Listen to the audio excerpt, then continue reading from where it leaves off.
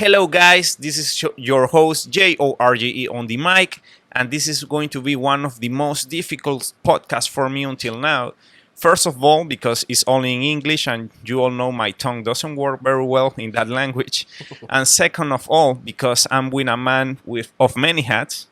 I'm with RASHEED GRIFFITH, founder member of the lab Privé, the OG, the O1. So, RASHEED, how are you? Hi, Jorge. I'm doing pretty well today. And not today, man, all day, all days. Because one of the most interesting things of RASHEED is his mindset.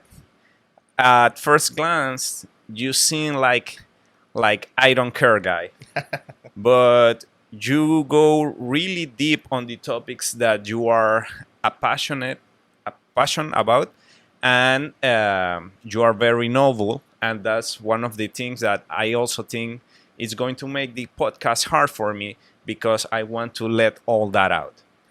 I'm sure it'll be quite fine. So first of all, RASHEED, what made you start your fitness journey So, and how it started? it's been something I wanted to do for a long time, but I guess I never had enough motivation or just enough deep interest in doing it properly. And I've started and stopped several times in few countries and nothing really stuck. So eventually, I guess late last year, I just decided, you know what, I really need to do something about this. And again, even when I moved to Panama, I started and stopped in a few different areas. But then I guess something clicked. I read some books about fitness and health, and there were some things that people said that I was like, that's true. That is true. You have to be more of an obsession. Motivation isn't enough oftentimes. So I realized, yeah, that's true in my case also. So I just say, you know what, just go and do it. Sign up for a nice gym. Find the nicest gym I could find in Panama, and here we are. That's it. So on what you said, if you work only when you are motivated, you will work not so many days a year, hmm but discipline takes you longer. hmm So you told me you did it in different countries. mm. You are originally from Barbados. Barbados. Barbados. So did you start there, or you went out of your your homeland and then started somewhere else? How did that journey started? What Yeah. when was the first time you tried? So when I was living in Barbados, I was more active than as when I was younger, like teenager age and so on. Funny enough, I used to be in the cadet corps. All It's like, right. it's like a paramilitary type organization, and saying that now is like, really, you were? But yeah, I was. And then after high school, that ended, and I never really had a very big interest in fitness because in cadets it wasn't about the fitness that was interesting. Other things, and fitness was a byproduct. In my case, an evil byproduct. Then I moved to the Philippines for work, and there I was like, you know what, maybe I should start doing the fitness thing yet again. And I started there, went to maybe 2 or 3 different gyms. Nothing really stuck. I tried personal trainers. For some reason, never really stuck either. And then I tried again in Boston, tried again in Toronto, and nothing stuck. So it's only after I came here, some of it comes with, you get a bit older, so you want to like think things more seriously as well. And I just something clicked. There's no like good explanation for it. I never had a very good relationship with fitness.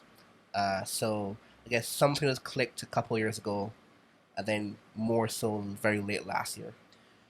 I will believe that you were on a cadet school because I always now I'm beginning to tell it Mm, because first of all I was ashamed of it. I was like this close on going to the Foreign Legion in mm, France, okay. but when the high school that I graduated with 16 years old, Okay. and you had to be 17 to go. But at 17, I didn't have any money, Mm-hmm. so I said, I will give me 1 year, to get the the passage, and then I'm going to go.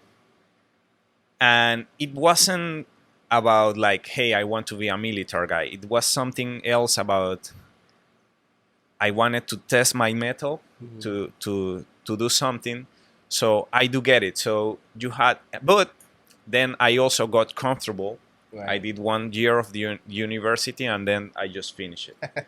So I don't know. I guess it had changed me for a long time, not to fulfill my word to test my metals, and I guess so. I have done it in different ways, but not in the original way that I planned to do. So maybe I do get, and I do believe that you were on a cadet school because, as I said it on the beginning, you have that drive, that mentality, always go forward. So you said that you moved from Barbados to the Philippines. What made you made the move? You said it was work, but Yeah, that's right. what specifically about it? So, growing up in the Caribbean, for many, not all, but many people, there is a sense of the Caribbean is too small. So you need to go someplace else. Where that else is indeterminate. Often people go to just London, Toronto, New York. That's just the standard 3 cities. But I didn't want to do that. I wanted to go somewhere much further apart. And I had this very good opportunity in the Philippines. It's a fintech company, and I didn't know anything about the Philippines. I can remember when my mother asked, she was like, "Is that near to Iraq?" I'm like, we have Fair question. no concept of the Philippines at all. So I had in the interview series, like from 3 people, and then 2 weeks later, I was living in the Philippines. It Wow. was that fast to move. So it was a young people mentality move, because Essentially, yeah. at this age, I believe you will think about it. That's not something I could do easily now.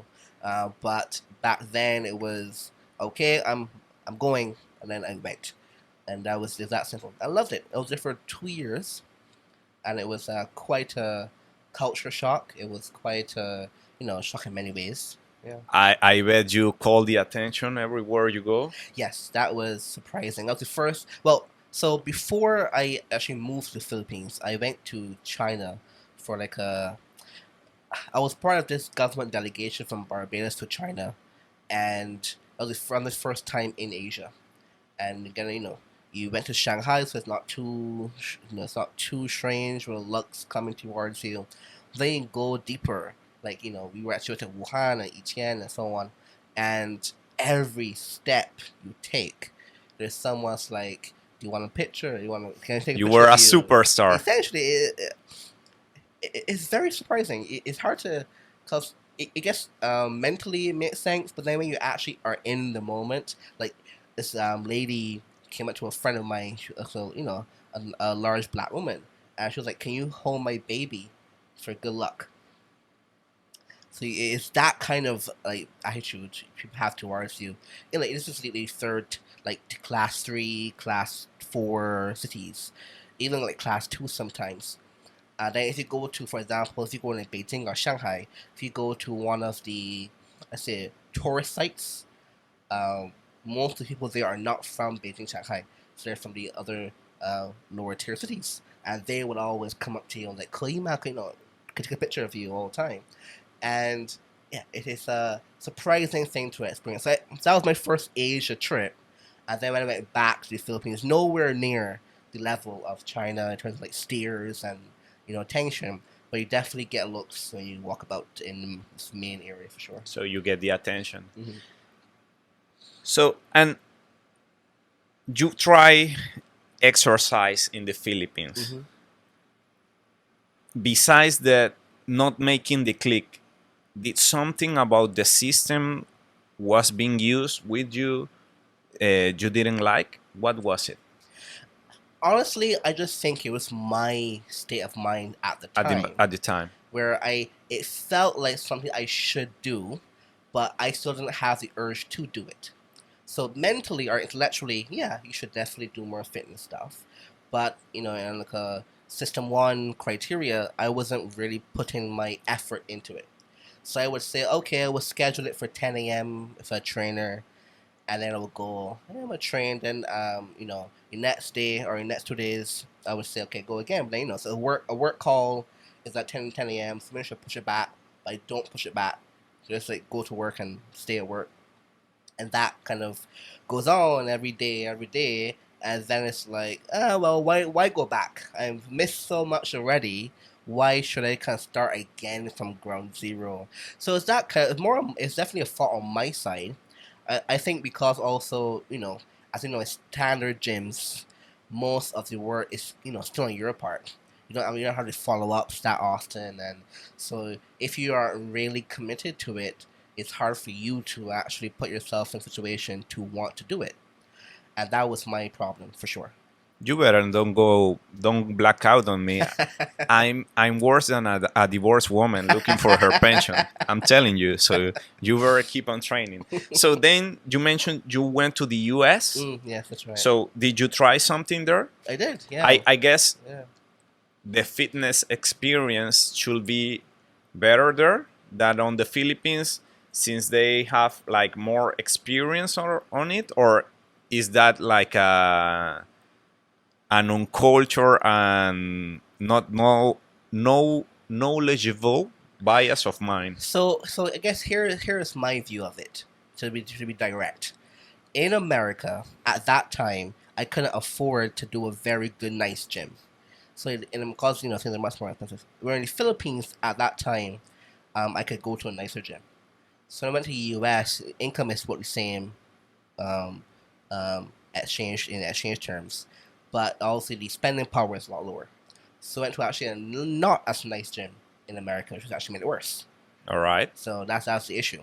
In the Philippines, gym was quite nice. Actually, I was living in a condo complex area. I had like a private gym in the area, so we went to that. I had very good trainers. What I was told, they're good trainers. Obviously, can't assess that, so I went there. But in America, I went to what's it called? Oh, Orange Theory. Orange Theory. I think Yeah. right, there we go. I was there, and it wasn't very good for me. It is also kind of different because in that franchise you get like a more group That's right. experience. So I want to try some. Let's say, okay, private classes. That's not really working. Let me do a group type situation. Yeah. Maybe that'll work. Didn't work, but So you were hoping the accountability from others That's right. and to be accountable to others in the class will drive you through that's right. to do it.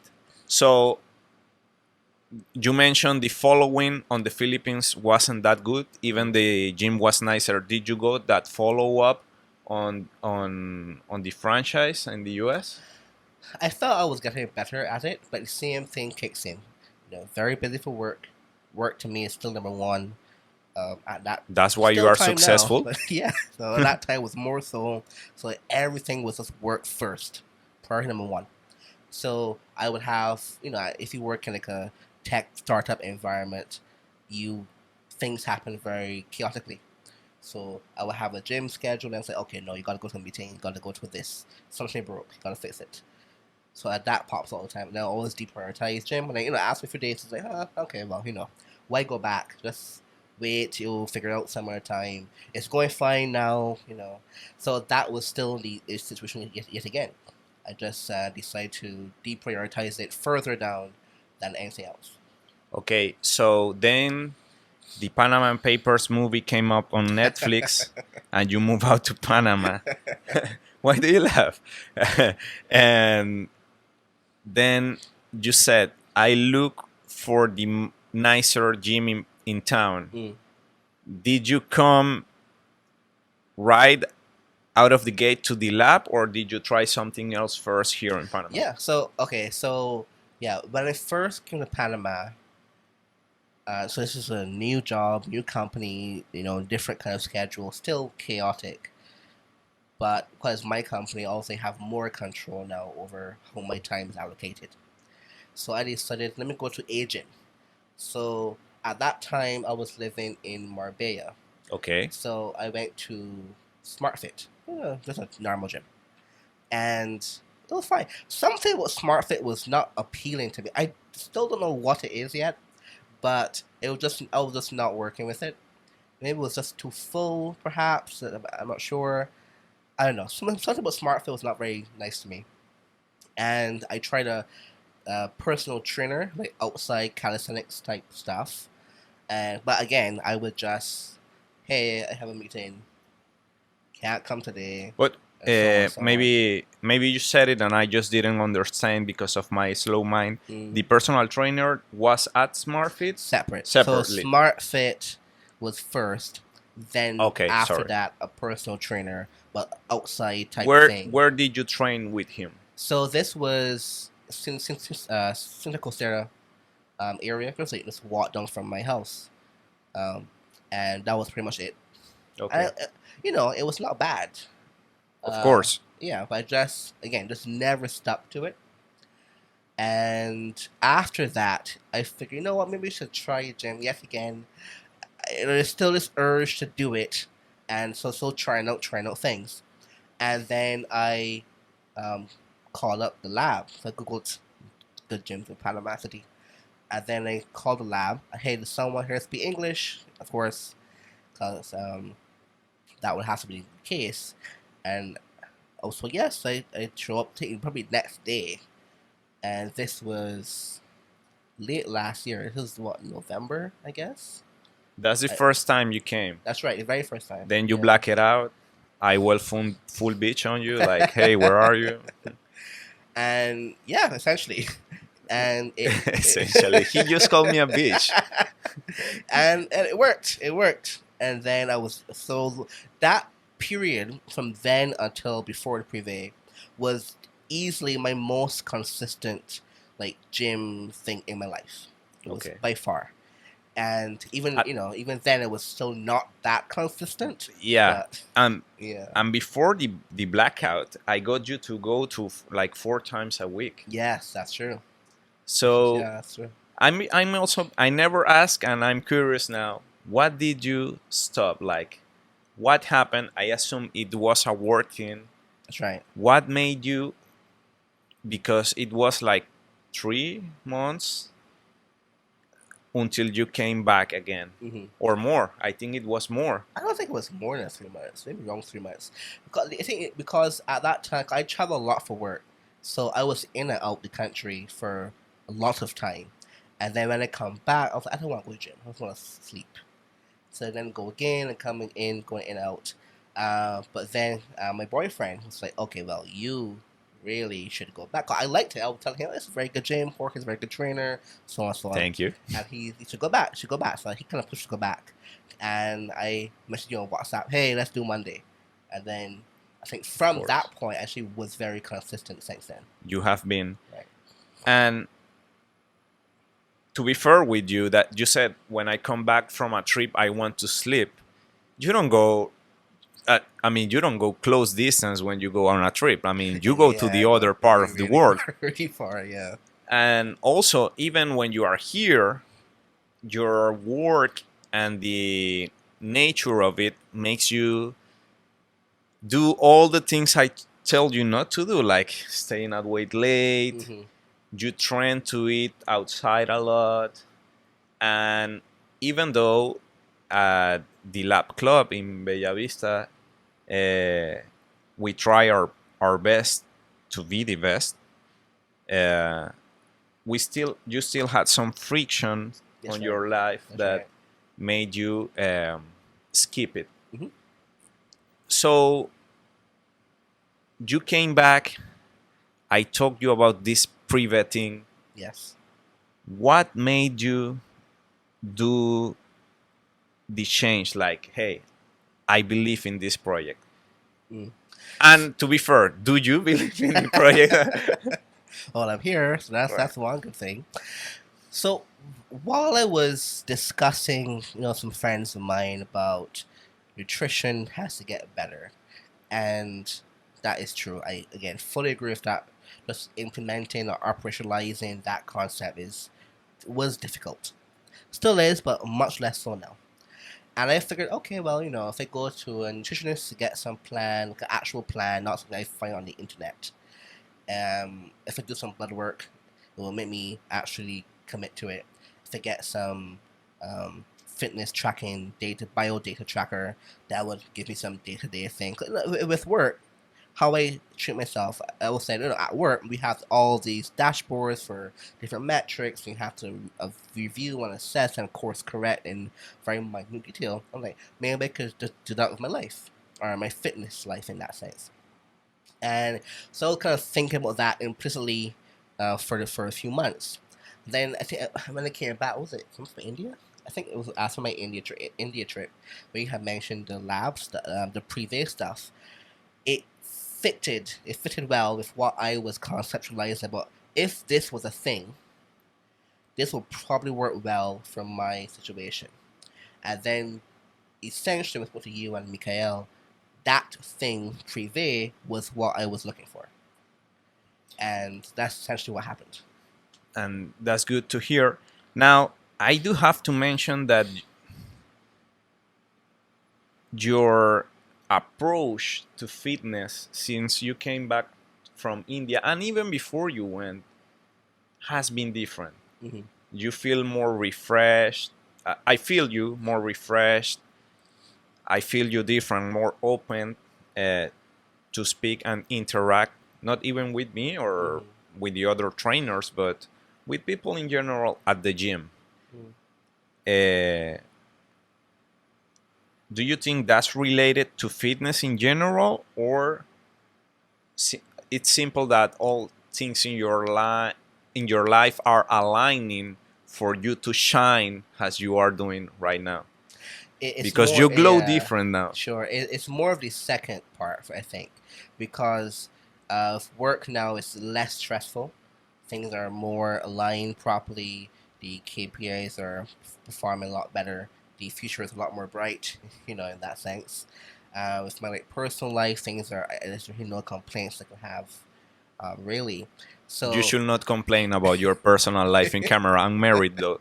I know what I'm talking to you about. Yeah, fair enough.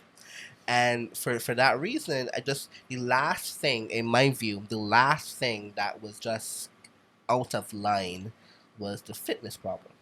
So I figured everything's kind of working well, materially well. Let's now just put the extra energy that would have been saved for other activities into fitness, and that is the biggest change I can think about that happened most recently. Now, trying to dig more profound, not in your mind, but in the mindset of someone that is as successful as you are, and that is on that realm of the business, like on the high end. I'm asking because for me, I just told you about the first time I went to the gym. Everybody laughed. I was, and I guess I'm still am. That's what drives me, I think, about how I look and ergo how I felt. And I had some back issues with exercise. Everything got better. So fitness, and also I'm a trainer, so I should push it, right? Right. Is like one of the main topics of my life, and I do believe it's really important. Why do you think that people like you don't see it that way, that put it at last? Yeah, I think there are a few reasons. One reason is a cultural mimetic reason, in the sense that, for example, so my line of industry, I work in fintech, specifically cryptocurrency proprietary trading. So it's very tech heavy. It's very Silicon Valley esque type environment, and people we interact with are very Silicon Valley type people, Wall Street, Silicon Valley fusion. But in the startup tech world, there is this fetish for sleep deprivation. So, if you're sleeping 7 hours, your company is not doing well, type kind of thing. And that mentality pervades a lot of how you make decisions about your own life. You're like, well, that guy is only sleeping 5 hours. He's doing more work than me. How can we fall behind this company? or the investors say, well, you have to grow by X percentage. We can't have time for fun or fitness, and go have some nice food and go back to work. And that's work. That's it. So it's even like dressing. People don't dress well usually in this kind of like technology subsector. And that's the thing. Oh, why would you want to dress well? Just wear simple, relaxing clothes. It's not important really what you look like. So those kind of mimetic things permeate how people that come into the industry think about it, and people just as a culture code deprioritize fitness and well dressing and eating well and that kind of thing, and it's easy to just fall into that same trap. And like good wine, you age, you don't get old. So has you age? I mean, here, do you appreciate it more, or is it still something that, hey, I know it's important and that's what I'm doing it? Mm-hmm. Or do you really appreciate it now? Good question. One thing is that geographically speaking, I'm not that situated with those people anymore. Okay. So that helps. So do you become the average of where that you're happens sometimes, just unconsciously. Some people just blend in. Those things happen implicit or explicitly. So not in that. I don't go for that kind of area anymore. Most of my let's say even not my main company, it's things I do in Washington D.C. It's a very different kind of crowd. It's like suit tie crowd, not the hoodie short pants crowd. So even that way, it's like a mimetic thing. Also, you have to kind of blend in some ways there as well. So just like the way how my life shifted away, it did have, of course, a big impact. But then also, I just from consuming different kind of information or different podcasts, I listened to a lot of Joe Rogan podcasts for years now, years. And I've always said, that's right. You should probably pay more attention to fitness. So, over time, that kind of weighed down on me. And, mentioning other things earlier about situation and deprioritization and anxiety for stress from work, those kind of things kind of push much further in your mind. Over time, everything just like, okay, you need to do more fitness, and eventually it just something clicked. Again, I mentioned the, I guess I didn't say outwardly, the David Goggins book, You Can't Hurt Me. I heard the audiobook. I can't remember. I think it was on a flight to Philippines or something, and I was listening to it on the flight. And yeah, a lot of things that he said really made sense to me, and that was a big change as well. I also read the book, and to be fair, I just read it because, I mean, it was a book that was on the spotlight of the fitness industry, and I read it. Okay. But I do get it because, as I said, it resonated me with the discipline, motivation, and necessity part more than on the fitness realm. Yeah, it was nothing about. Yeah, it also about fitness. It was about callousing your mind. Yes, exactly. Because when I read that, sometimes you have this issue where a thing, but until someone says it to you, you don't internalize it properly. So how I treat my professional life, it is extremely hardcore, like disturbingly hardcore in some ways. It should be. Yeah, but I wasn't transferring that same mentality to my physical fitness life. And then the Goggins book, the things he said, like that's really what I do at work and how I perceive work or how I manage people and so on. And it just clicked. There's nothing more I can say about that. It just clicked, and that really pushed forward my taking that stuff seriously. And yeah, that's how it worked. And to be fair with you and with Silicon Valley guys, I don't think that is in that realm that you appreciate more not sleeping, depriving yourself, and kill yourself working, because even in common life, I also used to work in the tech realm, in the support part, and when something happens, like when the internet goes off, I don't lose money as you do, but I am patient with the recovery of the service, Right. because I know there is someone on the other end 24/7 that's also driving that. Right. And I think everything now is like trying to be more immediate, more not, I want it now. And that drives maybe people to that end of work more, That's right. sleep less, That's right. eat what you can. Now, I also said, as you age and people of success like you, because, for example, do you know who is Mark Zuckerberg and Jeff Bezos? Yes. I guess you do know who those guys are. You know one thing they have in common? Sleep.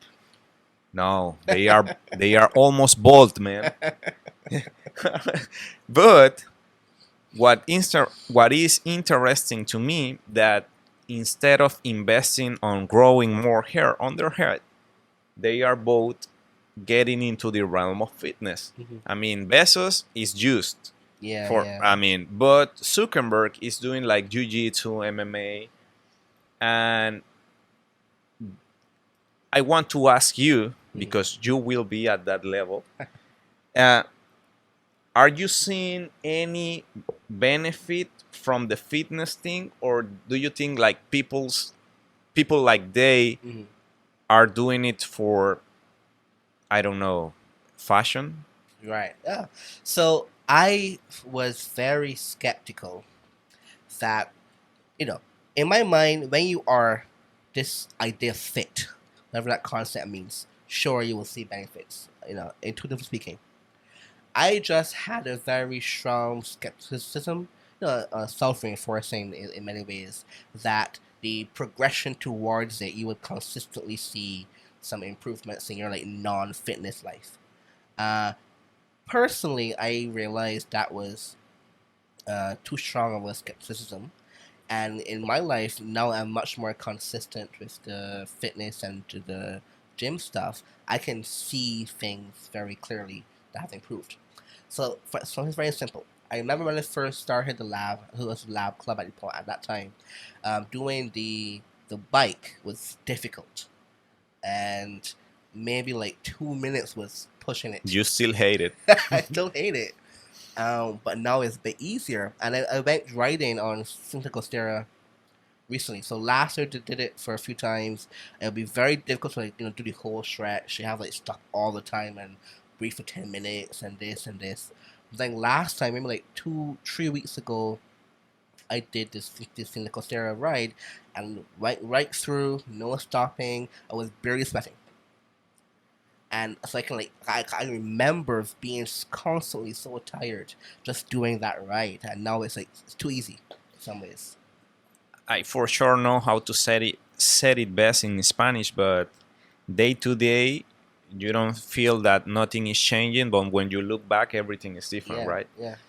But I'll say even about that, like that was very like a reflection point for me. But at the same time, now that the lab Privé have these bio trackers now, Yeah. I can see over a week and a few days. You and so you show me Yeah. your heart rate, Yeah. your resting heart rate Yes. yesterday, and it has went down 10 points almost that's on right. your lowest. Yep. The average is just 5 points down, but that's the progress, because it's not the a lot of people worry about like when they have these markers, any brand you're wearing too now, Yeah. and when they see like their highest, they think they are working a lot, and they say, oh, I should stop, or I should go down the intensity because I'm marking high. And for sure, is a KPI that you should be looking at, but they don't see what you saw, your resting heart rate, and what's the difference between the both of them, and how much time does it takes you to go from your lowest to your highest, Yeah. and when you are on your highest, how much time it takes you to go to your lowest, and what's your lowest, because I mean that's the predictor, the variability. And as you say, we are trying to focus on all those things like blood tests and trying to take the friction out of your life, because you already have much of that. Yeah, and I'd say just to emphasize something, from the time we met, you were like, you have to eat better, you have to eat better this and do that, Rashid. And I was like, yeah, I agree, Of you're right. course. You should do that, of Yeah. course. I never did it that much. Sometimes I commit to I it, know you sometimes don't. I didn't. But then now with the Privé, we have Equania, with the literally it was up to last night. I was like, hey, I need to go to my Koto tonight for a business What dinner. do I eat? What do I eat? I was like, 2 minutes later, here you go. I am going to Toronto for a business trip. I'm going to eat here, here, here, and here. What should I eat? Maybe an hour later, she had all the menus up and all the stuff I should eat for each restaurant for the entire week. And I went there, just, hey, I want this thing, this thing, this thing, done. So that kind of stuff it reduces the friction to the point where you have to be crazy to not actually go through with it. Yeah, and to be fair, one of the four certainty points that whatever buyer on whatever service needs to have is the certainty on themselves to do the job. So I think you said that we are accomplishing that right now at Privé. That's right. What do we have to get better at? Throw us to the ground, man. Honestly, there's nothing material that I say needs to be improved. Oh, it's personal? Moment. Sorry. Yeah. I'm joking. Tell me. No, I don't think there's anything like large that needs. I would say need better coffee, but wow, that's a very small. You are drinking geisha Panamanian geisha coffee. All right. It's a very small comment, but besides the actual service itself is better than I thought it would be so far. That's interesting. Also, trying to pick on your mind. I know, and I don't get troubled by it, but I know many people don't find that fitness or personal training or class group training is like a professional thing, like a professional service that you should pay for. Has your mind changed about it from the time you have been with us or before with the personal training? You told me he was very good. Yes. What should people look for, if not with us or at any other place, for someone like you to work, to be considered professional? It's actually very easy, I think, to contrast these two. So one of the trainers I had prior, again, he was good. But there's some small things that I think I didn't appreciate. For example, let's say he would give you an exercise, and then you're going to do it. He would show you how to do it. You're going to do it. But then he might, for example, go and send a WhatsApp message or something like that when you're doing your thing. So small details like that, I think, again, because of how I work, if you do that, to me that's a disgusting thing to do. And you have a client service engagement going on. So when I went to the lab now, for Jorge was my trainer from the very beginning. You will be right there all the time. Sometimes even get down on the floor with me as well, and it's always full attention. And that small details like that really changed my perception about, this is actually a service industry, and that's not something I was thinking about before. And then I realized, this is actually a way better product than what I was expecting. Even then, and now it's like a huge magnitude improvement, even from where that was. And we have been open in Privé only for 3 weeks.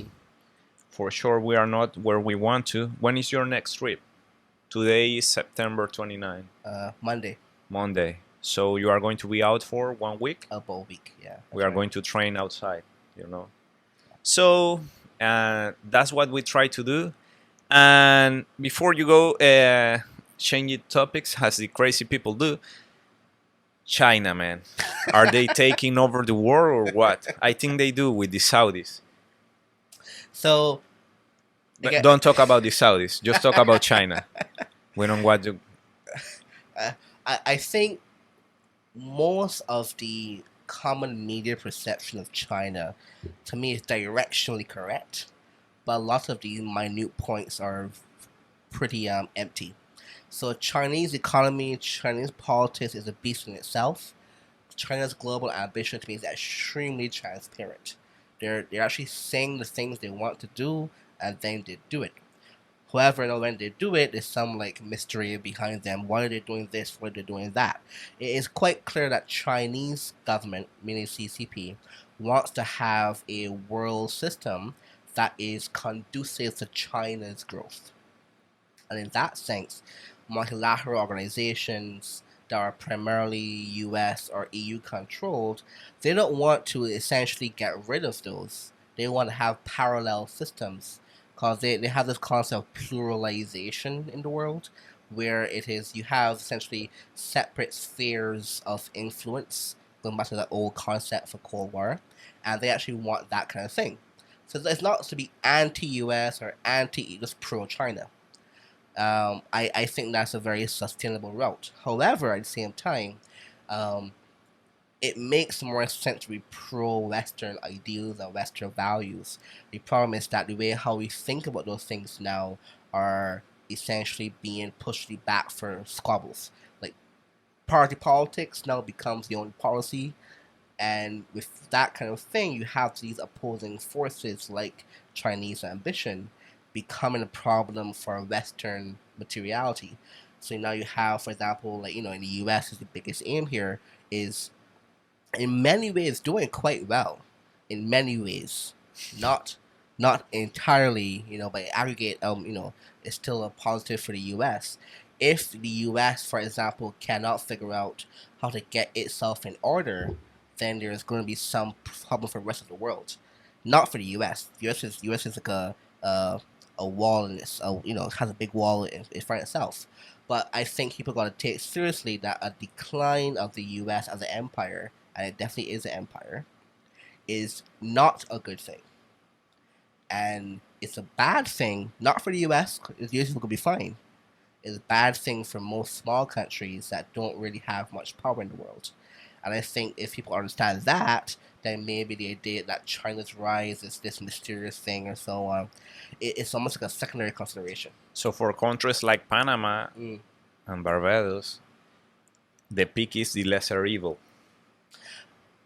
I'm not sure using lesser evil. You say they were both empires. No, but it's not. There is some bad evil connotations thing. on that. Well, yeah, I think that I'm not. For example, in terms of now, like 2022, the way how American foreign policy works is very different from 1950. It's very different. Big stick in the 1950s. That's right. And because of that, to me, it's not a lesser of two evils. It's in many ways, a good thing and not a good thing. And in terms of the Chinese ambition, a lot of small countries do not have the ability to understand how to treat or how to interact with large countries, because the time scale they think about growth is so small, like a 5-year election cycle. So it's only like, let's borrow some money, let's build a thing that's not really a good thing, let's borrow some money, it's, not really a good thing to borrow money, but they don't do anything else to actually be a good economy.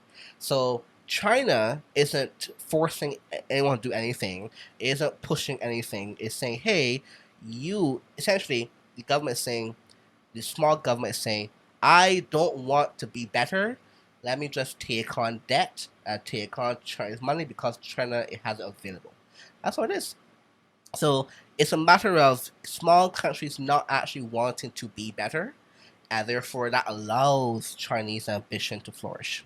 Well, they say that, more knowledgeable people than I say that than me. Than me. Say that the best way to fight global warming is to take off the basic necessities of people. So what you said is that we are starving. They are making the supply for our demand, and US should be supplying too. That's right. Well, if you want to know more about that, you have a podcast, I China do. in the Americas, That's correct. and it's very good. I have listened to 3 episodes. I still 40 plus episodes to go, and it's really good. It really expands your mind. This is before. We have to do a podcast after, so that's on me too. And like I said, I'm worse than a bitch. So Mika, take it off. That's the end of the podcast. Thank you, Rashid. Thank you. Now let's train.